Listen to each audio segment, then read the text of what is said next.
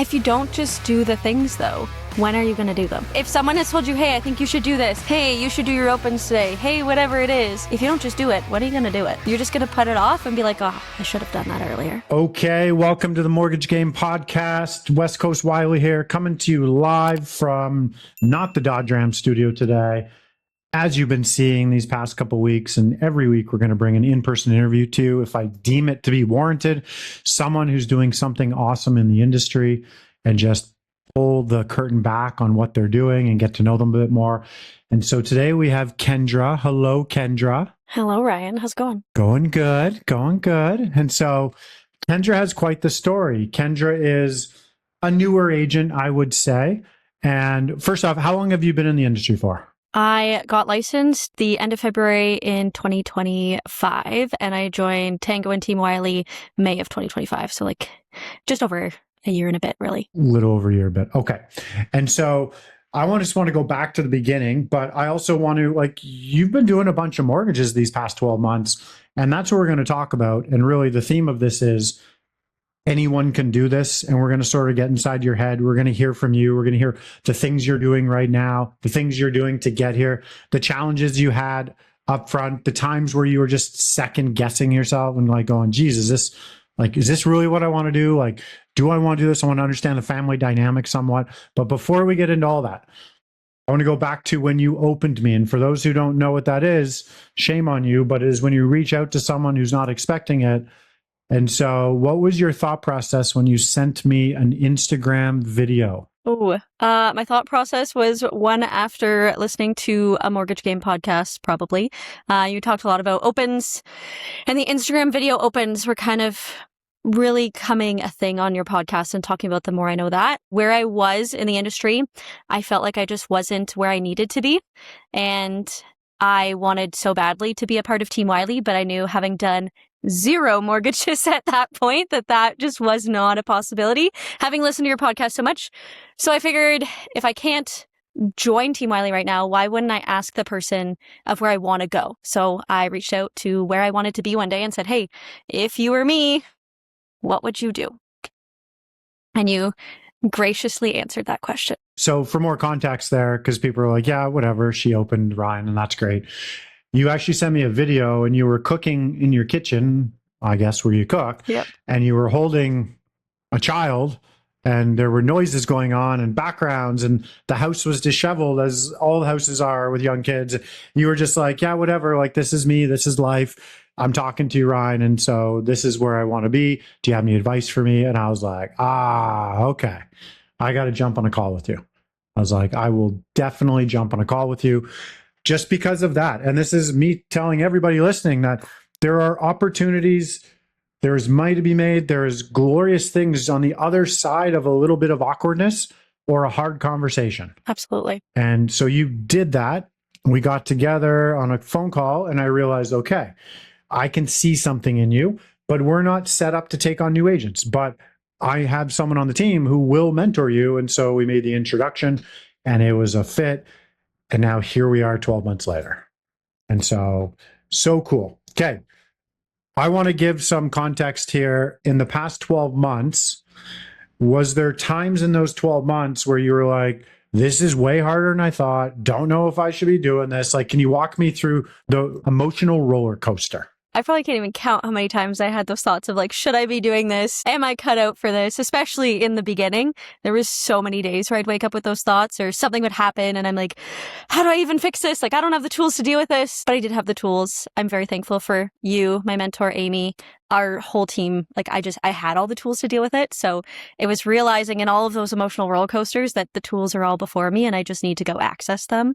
I think Janine said it when you interviewed her, of like, I still wake up some mornings and think, oh, yep, that's the last mortgage I ever did. Like, it's those thoughts that like I still have all the time of like, I can't do this. Maybe I'm not cut out for this.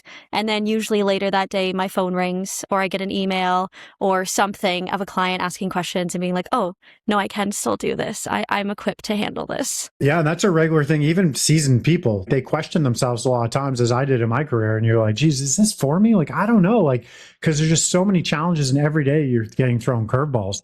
And so what do you know now that you would tell yourself 10 months ago? Like, was there something that happened along the way where your belief system, your confidence just shot through the roof? Because I saw it. I could see it. I was like, there was one day when we were on our newbie call on Wednesday, and I go around and we just go, what are you doing? What are the challenges you're having? What are your wins? And you just went, blah, blah, blah, blah, blah. And you sounded like an actual mortgage broker. And I was like, whoa, what happened here?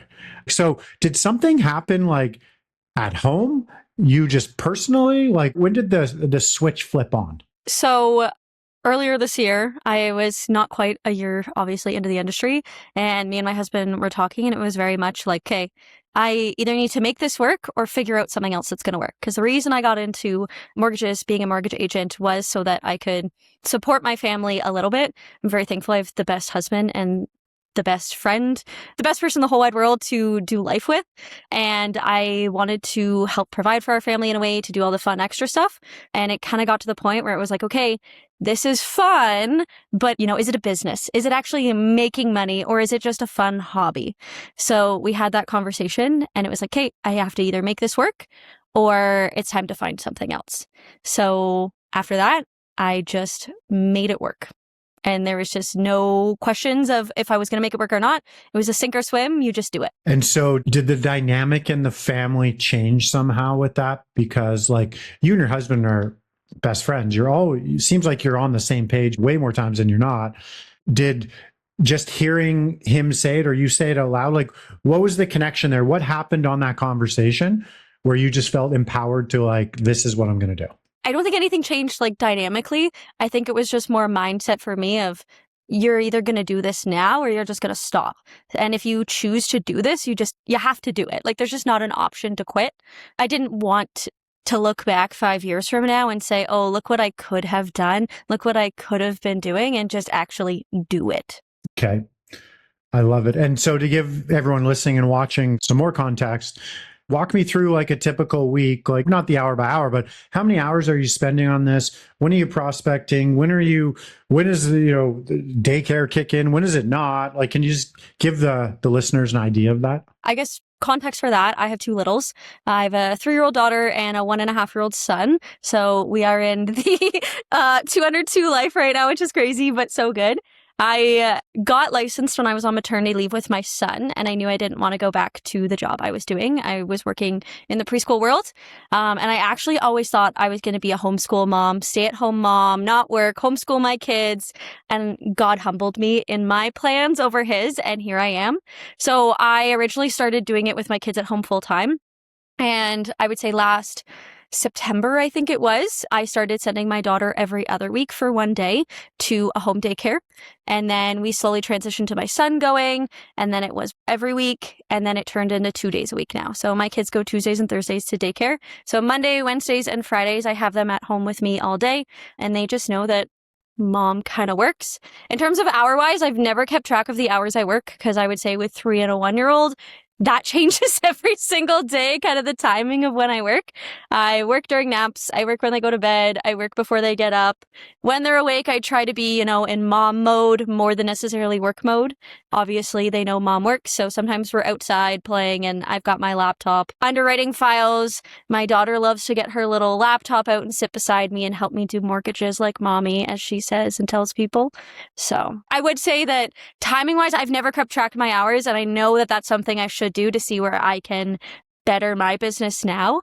But I am a firm believer in work-life integration, especially as a mom of littles and littles who are at home, versus work-life balance.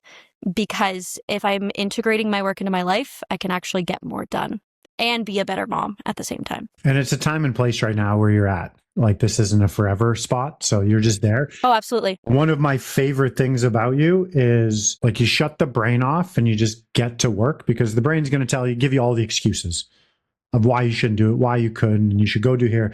And maybe even mom guilt factors in and starts coming in, and wife guilt. And like, you're just like, oh my God, what? And you're just like, and you go, Zh, and you stay as laser focused as you can. And you're like, I'm just going to build the best business I can within this time frame. Yep. Hence why sometimes you show up our calls and you're in your mom's garage. Yeah. And we're like, oh, that's cool. But you're like, this is just my life. This is just where we're at. And I'm here. Whereas a lot of other people wouldn't even be on the call. They would be off coming up with excuses, but you show up to the calls. It's just showing up for yourself every day, though, whether it's the meetings or your kids. Like, once you just do the first part of showing up, doing the work, comes a lot easier after. 100%. So I have mad respect for you and what you're doing. And it's, you've got a ton on your plate. And so let's get into the foundations of your business. You've got social media, you've got prospecting. When you're a brand new agent or a newer agent, those really should be the focal point of where you're at, building referral partner relationships, building your brand on social, and prospecting. And so can you sort of walk us through what you're doing right now and where your files are coming from? Yeah. So right now, I'd say majority of my files are coming from a few different referral partners I work with. Social media is definitely one that I get quite a few from. And I'm now starting to see, I wouldn't say past clients yet, but like referrals from clients are starting to, like past clients are coming in, which is super, super fun. I've now hit the point in my career too, where I've got some friends and family reaching out. I think as a new agent, I expected all my friends and family to come and like flock to me and want me to do their mortgages. And I realized, oh, wow, they don't know me as Kendra, the mortgage agent yet. I have to show them that I know what I'm talking about and I'm here to stay. So I've hit that point where friends and family are coming, which is really fun. Yeah, but I would say socials, and I've got some really key referral partners that I've been able to make amazing relationships with, where most of my deals are coming from right now. And are those referral partners realtors, financial advisors, a bit of both? A bit of both. I've got a few key realtors for sure that I work with. A large book of my business, I would say, is real estate investors and that. So I've got a really big key realtor partner I work with on a lot of stuff like that. I'm not necessarily getting rid of some of the parts of my business, but slowly transitioning, especially since getting my Smith Maneuver certification, into investor kind of driven focus in my business for sure. Not just because I have a really big key realtor partner I work with, but that is a lot of my book of business I've noticed is people who either are investors or want to become investors. Maybe that's scratched the itch a bit. Like you start to see, oh, I have a passion for this, like to talk that language and provide value. And absolutely. And so those key referral partner relationships, where did those come from? An email or an open. That's where they've all come from. One of mine, I simply knew of him kind of thing, and sent an email and was like, hey, I hear we know some of the same people. I love what you guys are doing with your business. I'd love to just get together and chat and hear more about it and your story and what you want to do next. So after a really great conversation, we decided it'd be pretty cool to work together. One or two client transfers between us, referrals, and here we are now kind of figuring out how to grow our businesses together, which is really awesome. I'd say the other ones, like opens on Instagram. I have yet to really pick up my phone and make a cold call. I am not that person whatsoever, but videos like I sent you have brought me so many, not even partners, just amazing people into my life that I've gotten to know that I never would have gotten to know if I wasn't in this industry, just through connecting with them, whether it's their stories and them posting their kids, or just saying, hey, thanks for following my social media. I love social media and I'd love to know why you're here and what you want to see from me. I've been able to really get to know some awesome people beyond just as realtors, financial planners, mortgage agents, actually understand who they are and why they do what they do too. Well, that's cool. So you had a plan. You executed the plan and then you just didn't stop and then it started working. Yeah. Okay. So when you do your opens, are they copy and paste texts? Are they voice memos? Are they video opens? A combination of however you're feeling that day? I've never done copy and paste text. That's just not who I am. I just couldn't do that. So a lot of mine are video opens if I can. Very rarely are the audio. I usually try and go for the video because I know for me, if I see an audio message from someone that I don't know, I'm not as always keen to click it. But if I see a video that's actually their face, I'm much more inclined to click it because I know it's that person and it doesn't seem as, automated, right? So I would say 9 times out of 10, they are video messages for sure. And so you send a video message.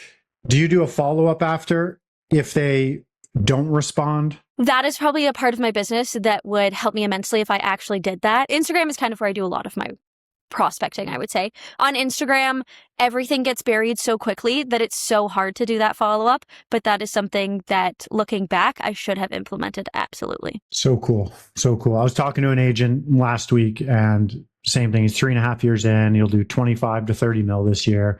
no help, nothing. And everything came from video opens on Instagram DMs. It's much more personable. When I get them, and I've gotten a few now, it just feels way more personable than a message or, you know what, even an audio message is amazing, but that video is just that much better to receive, I think. Yep.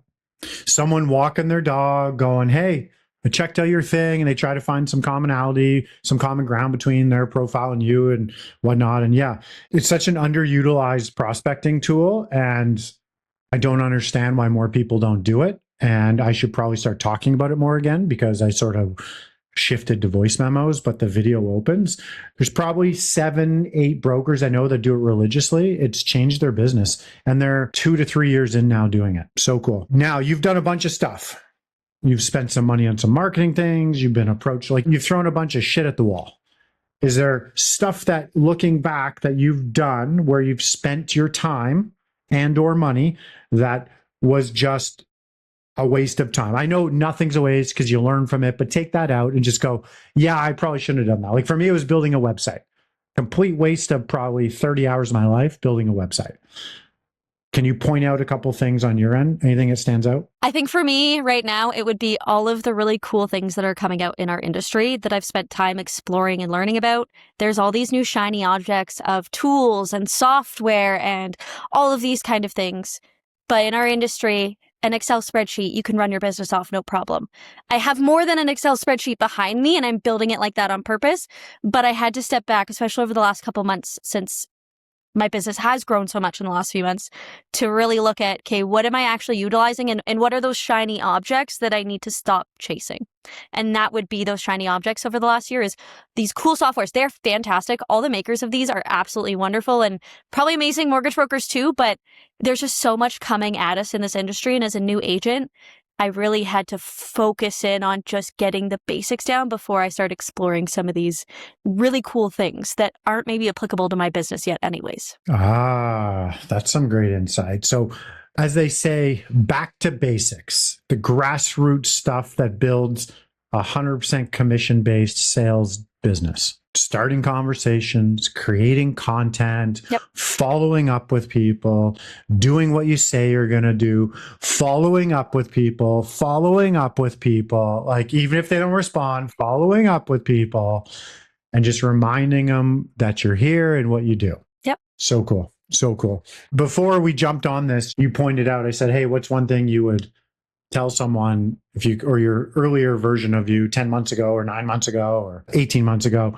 What would you say, like something you've learned and you want to share what you said to me? Because I thought it was the mantra for my mortgage business. So I'd love to hear what you had. The boring things are what works. So, and I was trying to say, it may be not even boring, but the repetitive things. It's just doing the things that, you know, yourself, all of the other mortgage podcasts in our industry, all of it boils down to just do the things. Pick your thing. It doesn't have to be opens. It could be cold calls. It could be realtor meeting. It could be whatever you want it to be. If you just pick one thing and do it, at some point, it's going to work. And guess what? It's probably going to get boring and repetitive. And that's when I find myself chasing that next shiny object, and I have to reel myself back in and go, okay, no, have I done my boring things? Because my boring things are what are actually showing me people that I can help in this industry and finding the clients that need that. It's not the shiny things at all. Shiny things are dinging your credit card. Yeah, 100%. Like 100%. Think of a factory worker. They sit there all day and they do whatever on the assembly line, and they do. That's the job. Yeah. It's like we need to take that mentality into this industry and go, that's the job. Mortgages aren't sexy. To go get mortgages, you need to do a bunch of really fucking boring things, like over and over and over again. And you've figured that out way earlier than most people have. I'm very thankful for that, though. And I contribute that to obviously being a part of Team Wiley has been one of the biggest blessings, and having Amy as my mentor specifically, being around people on Team Wiley, like it's the boring things. I think sometimes people can look at like our amazing team, and I know I look up to so many people on it and be like, oh, I wonder what they're doing. What are they doing today? Like they're probably doing something spectacular. And it's like, nope, they're picking up their phone, they're doing an open, they're sending an email, they're making a phone call. That's it. It's nothing shiny at all. But that's what you have to do in this industry. That's what it's all about. And there's nothing shiny about it all the time. Yeah, that's well said. And it's like, think of the celebrities on the red carpet. When they're on the red carpet, it looks awesome. And they're like, oh my God. Yep. But like, if you reverse engineer that all back, they still had to put their pants on one leg at a time, just like you. Yep. They still went to the bathroom. They still like had to go talk to the kids and talk to whatever it was. Like they still do all that stuff. So the people in our industry crushing volume, when you actually go and sit with them for a day and hang out with them, they're just there's nothing glamorous about it at all. No. Not one thing. And the people who are doing the glamorous things, they just have a different business model for different reasons. Yep. But the average broker, they're sitting there just, I don't want to say grinding, but you don't walk away going, oh my God, I learned that. It's like, wow, I just realized I need to just do the things I'm uncomfortable doing. Yes. Right? Everything is about mindset and just getting to the point of, okay, I just have to do it and then going to do it. That's the biggest thing I've learned in the last 15, 16 months, whatever it is. I said it earlier on this podcast already. And one of my favorite things about people in general is when they ask advice or they see, and then they just go do it. Like they execute fast. They execute because they're on version. By the time other people are thinking about it, and I'll do it Monday and I'll do it at the end of the month because I got the thing. And then they're on version 1 of it. And the person who executes fast is on version 6 or 7. And they move so quick and they iterate so like they're just way ahead. You execute fast in a world where no one's expecting you to. And you don't have to because you have every excuse in the world to not do that. And that's pretty cool. That's a superpower of yours. If you don't just do the things, though, when are you going to do them? I think that's the biggest thing, though. If someone has told you, hey, I think you should do this. Hey, you should do your opens today. Hey, whatever it is. If you don't just do it, when are you going to do it? You're just going to put it off and be like, oh, I should have done that earlier. That's a good one. So if you don't go do the things now, when are you going to do it? Yeah. That's awesome. So I always talk about building your business, the business you want 3 years from now. And another mad piece of respect I have for you is you have already figured out, hey, you went and learned fulfillment, you learned the underwriting with the help of Amy, and you've been in files and whatnot, and now you have fulfillment person hired. Is that correct? Yes, I do. So you outsource fulfillment from when to when? So she comes in at commitment and takes it all the way until fund date. So commitment to compliance? Commitment to compliance, yep. And obviously, you have to pay someone for that. And when you're early on, yep, your mindset is like, shit, I got to keep on. Like, I'm barely making money as it is when I have my expenses and my splits and all the things. And you're just like, am I actually going to make money off this job? So the mindset of going to hire someone, like, how did you connect the dots on that? It only took me one file because what I realized was that I was sitting there while my kids were playing, trying to work on the documents for conditions and get them into the lender and order the appraisal and do those very tedious things. And I looked and my kids were playing and I was like, man, I would really love to be playing with them right now. What would I pay to be playing with my kids right now during the day? Ooh. And that really changed my mindset of, oh, I'm going to go pay someone X amount to be able to take back some of my time. So to me, the amount that fulfillment has taken off my plate has given me back immensely in my business as well, but also more specifically in my personal life with my kids and my husband, obviously. I don't have to be up late at night, renaming documents and putting together signing packages. I can wake up in the morning and do what I need to do and find more families that I can help versus all the tedious document stuff. Wow, that's powerful because the natural progression of those thoughts is it buys back my time so then I can go prospect more and make more money and bring it in. And yep, naturally that's happening. But your first go-to was, what would I have to pay to go spend more time with my family? I think also too, I'm very thankful that I get to pay someone to do an amazing job. So my fulfillment, Candace does my fulfillment. I love you, Candace. I know you're going to listen to this. And I love being able to support another mom. So Candace is a mom like me and support someone else and their family. So one of the reasons I'm in this industry and me and my husband have big goals one day to be able to support ministries we love and support other people in ways that maybe they can't support themselves, and hiring out just for both of us, because it's a conversation I had with my husband before I hired of, of, should I spend this money when I'm not even making a lot, was that I also get to feed other people, right? Like when you hire someone, you're paying someone to live, whether that's a VA across the world or whether that's your neighbor or the kid down the street to film your social media. Like you're paying another human being, and that feels really good to be able to offer that to someone. Whoa, that's powerful. Seriously, that gets dialed into your why. Absolutely. Really, really cool that you have that mindset. A lot of people skip that part or they don't actually sit down and think about that part. So you're like, hey, A, this is going to help me spend more time with my family. B, free me up to do the things I truly love doing and the money-making tasks in my business. And then C, in no specific order, C, I'm supporting another family and helping them live the life they want to live and whatnot. And wow, that's cool. Like as I grow and will need hopefully more support, that is a goal of mine. I want to be able to, hire people, whether that's other moms who have kids at home, to be able to do work and tasks that they can incorporate into their life, how I've incorporated being a mortgage agent into our family life. Wow, that's awesome. That says a lot about you, how you frame that, how you said it, because none of that was about you. It was about giving back. So where does that come from? You said you want to help with ministries and whatnot, you and your husband. That's like, can you give me like the lowdown on that? What's your thought there? What's the goal of you two? And like, why are you thinking that way? Who instilled that in you? In terms of supporting ministries and stuff like that, that's just a goal me and my husband have had. Our faith is very, very important to us. We know lots of people who are in various ministries to spread the gospel and that kind of stuff. So we'd love to be able to support them, feed their families exactly how I'm thankful I get to feed my fulfillment person's family in a sense. We'd love to be able to help people continue to do that. It honestly does come from my faith and just the love I get and I get to experience from Jesus and how I want to, spread that life and that love to other people. I love that. I'm trying to word this better and I keep tripping over my words. It's okay. We're going to keep this going too. Nikki, maybe don't even add this out. Let's see. You're good. You're good. This is real. This is real. I know. I caught you off guard. None of this is scripted, by the way. Those watching, and I want this, let's keep this in the video in the podcast.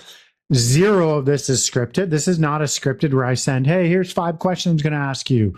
We don't do that here. This is just, we don't know what's coming because it's extremely authentic. So sorry. That is true. That's okay. Where it comes from, honestly, is just the grace and mercy that I've received in my Lord and Savior, Jesus Christ. Like, that's the best way I can word it. I am nothing but a sinner when it comes to my core. He went to the cross and he died for me. And because of that, I am free from the shame and guilt and sin in my life. And that's where that comes from. We want to help support the people who also believe in that, obviously in ministries. And just the love and grace I receive is what I want to give to other people. So I attest my business and what has happened in the last year and a half to the Lord. I have woken up every morning since I started this probably in January of this year, when I really just got down on my knees and said, like, God, blow up my business, burn it to the ground. And every morning I wake up and say, you know what, burn it to the ground. Make that the last mortgage I've ever done, because I don't want to hold on to this business too tightly. And every time I've gotten lower than low in praying that and really just said, you know what, take it. I don't want it anymore. Please take it away from me. Show me what else I'm supposed to do. My inbox or my phone blows up with clients that need my help. So it's been made very clear to me that this is the path I'm supposed to take. And I want to keep walking that faithfully. And it has been made clear to us that this is a way that we can do those things that we want to do. So, we really want to eventually be business owners one day, both me and my husband together. Obviously, my business is me. We'd like to do something else one day together as well. We'd love to support ministries. We really hope to be real estate investors. We're very thankful that we bought our first house at 23. So we'd love to one day own some more real estate as well. And be able to be landlords someday too, which would be really cool. Okay. Well, that was a mouthful. You know me, Ryan. It's always a mouthful.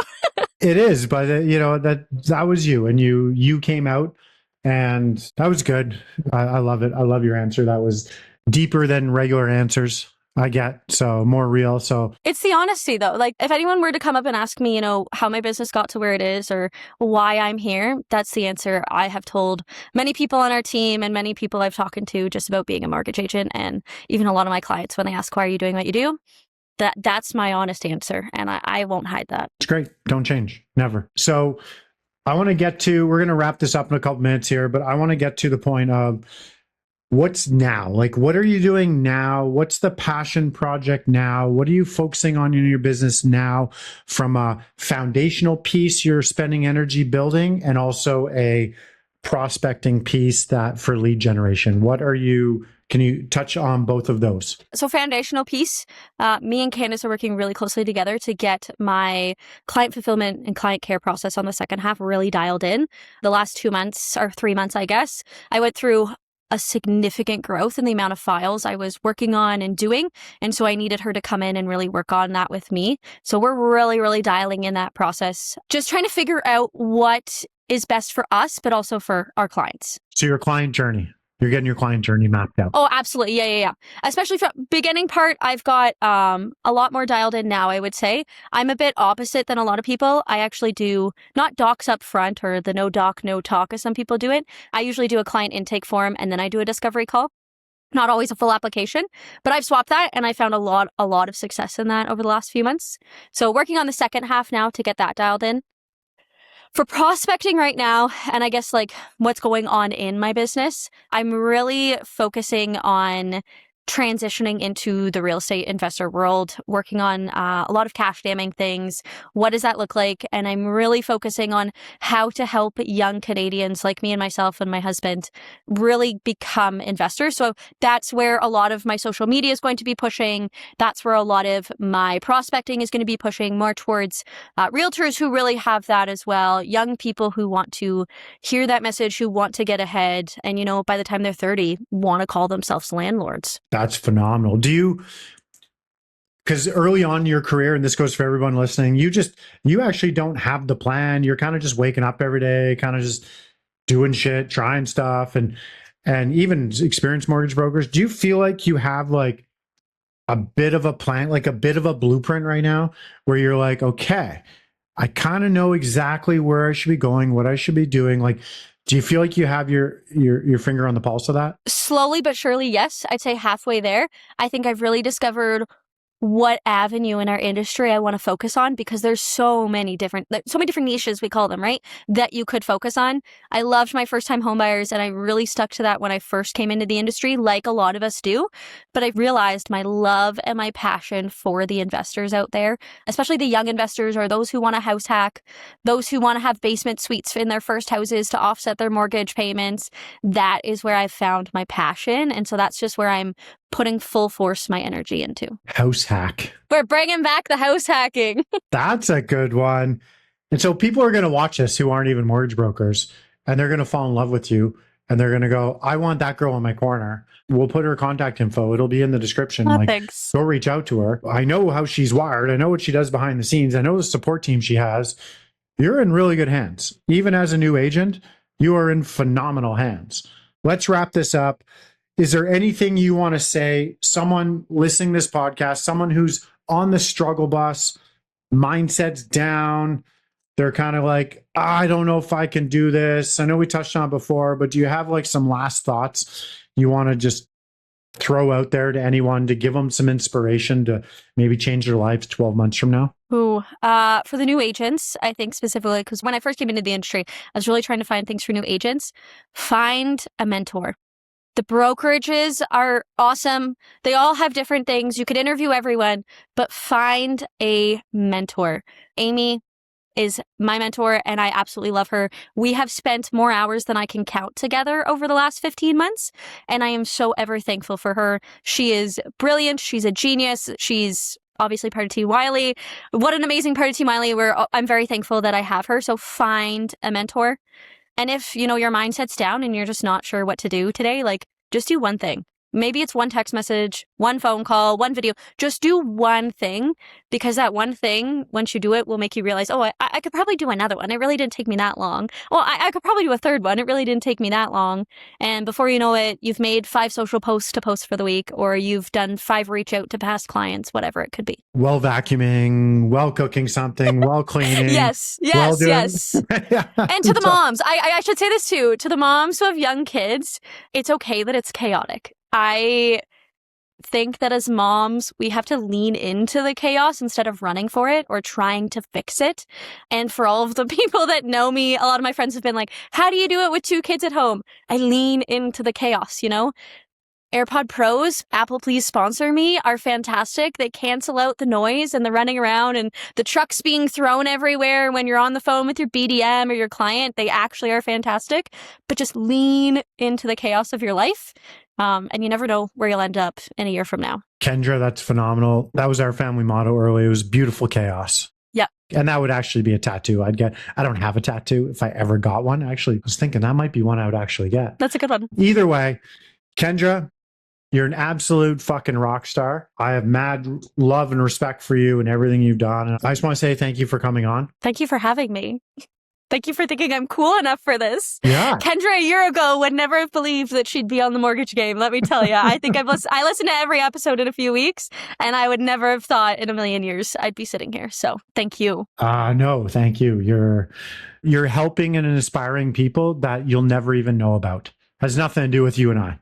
It's the other people, like seriously, like you are. And that's true. And you will never, ever know. So I know you are.